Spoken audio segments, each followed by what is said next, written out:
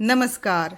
News Uttar Pradesh के podcast खबर दिन भर में आपका स्वागत है। तारीख 16 अक्टूबर, दिन शनिवार। मैं आपके साथ अनुराधा। आइए शुरुआत करते हैं आज के मुख्य समाचारों से।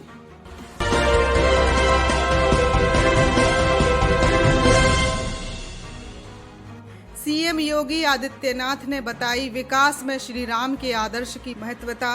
कहा उसी राह पर चलकर छू रहे उत्कर्ष। लखीमपुर हिंसा मामले में पुलिस के हाथ लगे घटना स्थल के सीसीटीवी फुटेज, जांच में आई तेजी। अभिनेत्री फर्रुख जाफर का 89 साल की उम्र में निधन, लखनऊ में ली आखिरी सांस। यूपी चुनाव को देखते हुए कांग्रेस ने प्रदेश कमेटी का किया विस्तार। 3 उपाध्यक्ष, 13 महासचिव और 31 सचिव बने। दुर्गा प्रतिमा विसर्जन के दौरान आगरा के 5 श्रद्धालु राजस्थान में डूबे। ये थे आज के मुख्य समाचार और अब खबरें विस्तार से।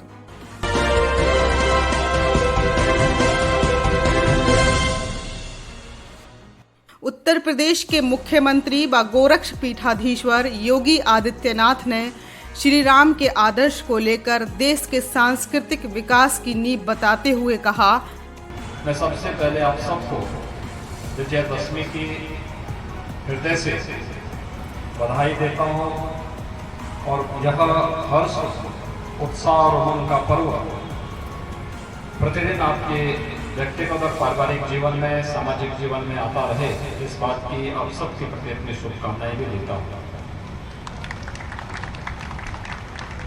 युगों पूर्व धर्म, सत्य और न्याय की स्थापना के लिए मर्यादा पुरुषोत्तम भगवान श्री राम ने अत्याचार, अन्याय और उत्पीड़न के प्रति रावण का वध किया था और युगों पूर्व हुई इस घटना के साक्षी आज भी हम रामलीला आयोजन के माध्यम से बनते हैं। हमारा व्यक्तिगत जीवन हो, हमारा पारिवारिक जीवन हो, हमारा सामाजिक जीवन हो, सार्वजनिक जीवन हो, हर एक स्तर पर हम लोग मर्यादा पुरुषोत्तम भगवान श्री राम के इस पावन आदर्श को अपने जीवन का हिस्सा मान करके निरंतर उस पथ का अनुसरण करने का प्रयास करते हैं जो युगों पूर्व मर्यादा पुरुषोत्तम भगवान श्री राम ने इस धराधाम पर अवतरित होकर के मानव रूप में उन सब लीलाओं को रचने का कार्य किया था और हम सबके सामने का आदर्श प्रस्तुत किया था। भगवान विष्णु का यह मानव अवतार हम सबको सब परिस्थितियों में धैर्य न होकर के चुनौती का मुकाबला करने, लेकिन सदैव सत्य, न्याय और धर्म के मार्ग का अनुसरण करने की प्रेरणा देता रहा है। मेरा यह मानना है कि रामलीलाओं का जो आयोजन आज हम सब कर रहे हैं, ये संत तुलसीदास जी ने मध्यकाल में प्रारंभ किया था, जब देश गुलामी की बेड़ियों से झगड़ा हुआ था, विदेशी हमले हो रहे थे, धर्म और संस्कृति खतरे में थे।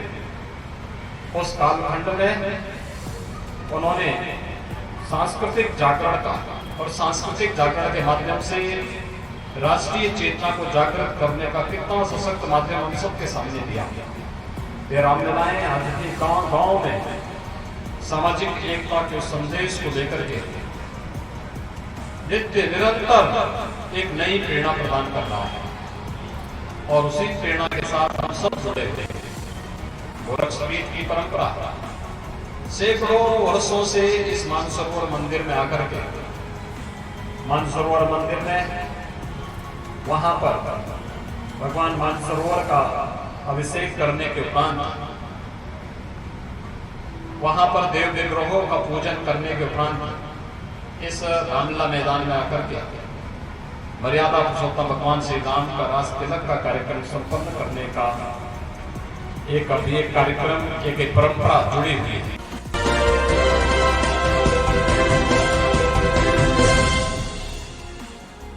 तिकोनिया कांड में पुलिस की विवेचना दिशा पकड़कर तेज हो चली है। पुलिस न सिर्फ गवाहों से केस मजबूत कर रही है बल्कि इलेक्ट्रॉनिक सबूतों पर भी काम कर रही है।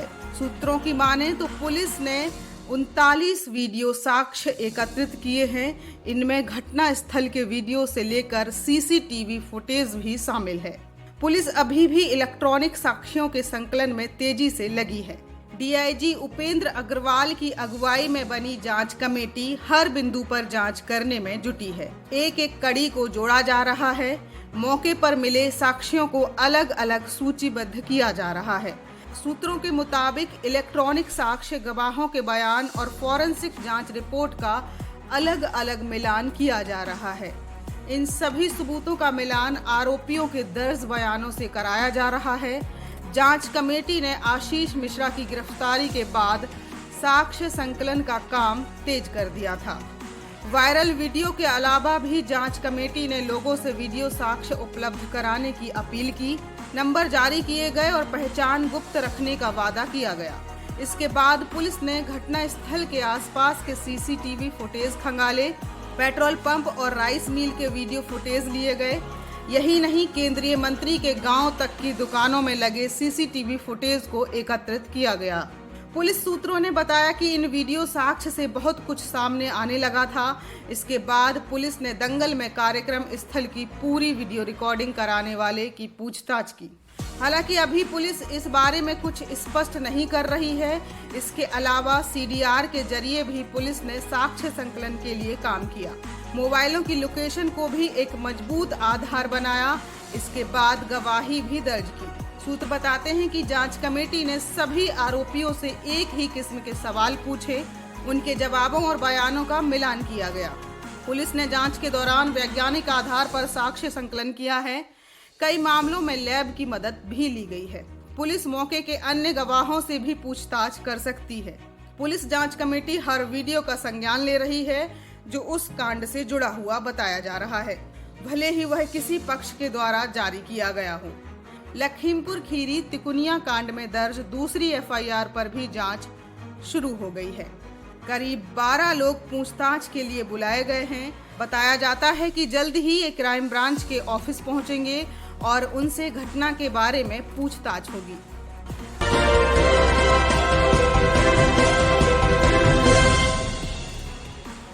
फिल्म गुलाबो सिताबों की फत्तो बेगम फर्रुख जाफर नहीं रही। फर्रुख जाफर को फिल्म गुलाबो सिताबों में उनके इस जबरदस्त किरदार के लिए फिल्म फेयर अवार्ड मिला था।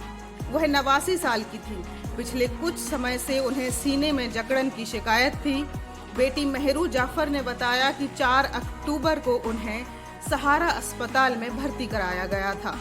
सीने में जकड़न की शिकायत बढ़ती गई। उन्हें बाद में निमोनिया भी हो गया था। बेटी मेहरू जाफर ने बताया कि शनिवार को ऐशबाग के मलिका जहान कब्रिस्तान में उन्हें सुबह 10 बजे अंतिम विदाई दी जाएगी। फर्रुख जाफर जौनपुर में पैदा हुई थी। वह लखनऊ में ऐसी रची बसी कि यहीं की होकर रह गई। यहाँ आकाशवाणी में उन्हें उद्घोषक की नौकरी भी मिली और वह देश की पहली महिला आरजे बन गई थी। एक्टिंग का शौक शुरू से ही था। वह मिमिक्री किया करती थी। इसी शौक ने उन्हें फिल्मों के लिए काम करने के लिए प्रेरित किया। बेटी मेहरू के अनुसार अम्मी लखनऊ की लाडली थी। वह लखनऊ से बेपनाह इश्क करती थी। जब उन्हें फिल्म फेयर मिला तो लखनऊ में जश्न मनाया गया। मुबारकबाद के लिए कतार लग गई। हर किसी को ऐसा लगा जैसे कि उन्हें ही सम्मान मिला हो। यह अम्मी के साथ साथ लखनऊ के हर कलाकार का सम्मान था। उमराव जान के जरिए फिल्मों में अभिनय की शुरुआत करने वाली उन्होंने बॉलीवुड के तीनों खान के साथ काम किया है। स्वदेश में शाहरुख खान के साथ काम किया, पीपली लाइव में आमिर खान के साथ और सुल्तान में सलमान खान के साथ भूमिका निभाई। तमाम किरदारों के बाद भी फिल्म गुलाबो सिताबों में उनके काम को सबसे ज्यादा पसंद किया गया। उनके निधन पर उनके साथ काम करने वालों ने स्मृतियां साझा करते हुए उन्हें याद किया। अभिनेत्री संदीप यादव ने उनको याद करते हुए कहा कि फिल्म पीपली लाइव के दौरान पहली बार उनसे मिलना हुआ था। वो उस फिल्म में नत्था की अम्मा का किरदार निभा रही थी। पूरी यूनिट उन्हें अम्मा ही कहती थी। तब से लेकर जब जब मेरा उनसे मिलना हुआ, मैंने उन्हें अम्मा कहकर ही पुकारा। भाषा, मुहावरे, देशज शब्दों, कहावतों पर उन्हें बहुत अच्छी पकड़ थी। उनके द्वारा निभाए गए प्रत्येक किरदार में आप उनकी भाषाई पकड़ साफ देख सकते हैं। बहुत ही सहज अभिनय किया करती थी। पीपली लाइव के दौरान प्रत्येक सीन पर बहुत देर तक सह कलाकारों के साथ डिस्कस करती थी। प्रॉपर रिहर्सल के बाद ही सीन किया करती थी। उनका जाना न सिर्फ अवध के लिए बल्कि अदब और संस्कृति के क्षेत्र के अलावा फिल्म जगत की भी बहुत बड़ी क्षति है। इस उम्र में भी उनकी आवाज ऊर्जा से भरी रहती थी। उन्हें मेरा शत शत नमन, प्रणाम।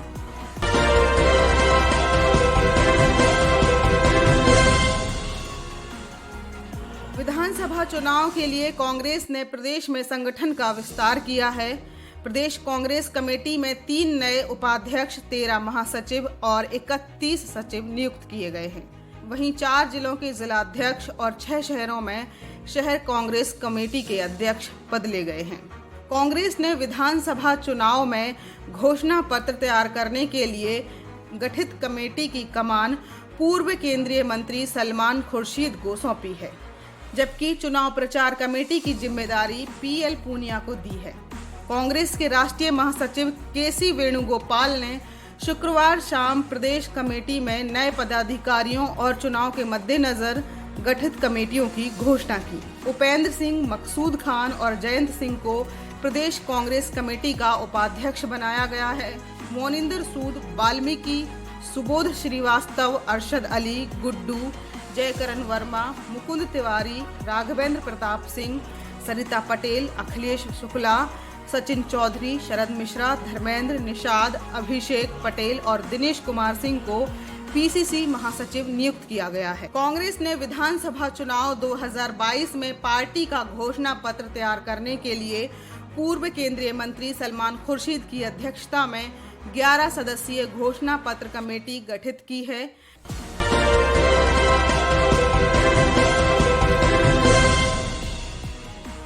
आगरा के 5 लोग शुक्रवार को राजस्थान के धौलपुर में दुर्गा मूर्ति विसर्जन के दौरान पार्वती नदी में डूब गए। आगरा के वरिष्ठ पुलिस अधीक्षक मुनिराज ने बताया कि घटना उस समय हुई जब 5 लोग दशहरे के अवसर पर शुक्रवार को राजस्थान के धौलपुर में दुर्गा प्रतिमा विसर्जन करने गए थे। मुनिराज ने कहा कि पीड़ित उत्तर प्रदेश के आगरा जिले के भवनपुरा गांव के निवासी थे। पीड़ितों के शव नदी से बरामद कर लिए गए हैं। बताया जा रहा है कि धौलपुर के बसेड़ी के भूतेश्वर इलाके में भूतेश्वर मंदिर के पास पार्वती नदी में ग्रामीण दुर्गा प्रतिमाओं का विसर्जन कर रहे थे। तभी गांव के 5 युवक मूर्ति के साथ गहरे पानी में उतर गए। उन्हें नदी की गहराई का अंदाजा नहीं था, इस वजह से सभी एक एक कर डूब गए। बाद में स्थानीय पुलिस ने गोताखोरों की मदद से सभी लाशों को नदी से बाहर निकलवाया। मृतकों में 2 सगे भाई राजेश और रणवीर सिंह भी शामिल हैं। सभी मृतक 30 साल से कम उम्र के हैं। सभी का अंतिम संस्कार शुक्रवार की शाम कर दिया गया। इस घटना के बाद से गांव में कोहराम मचा हुआ है।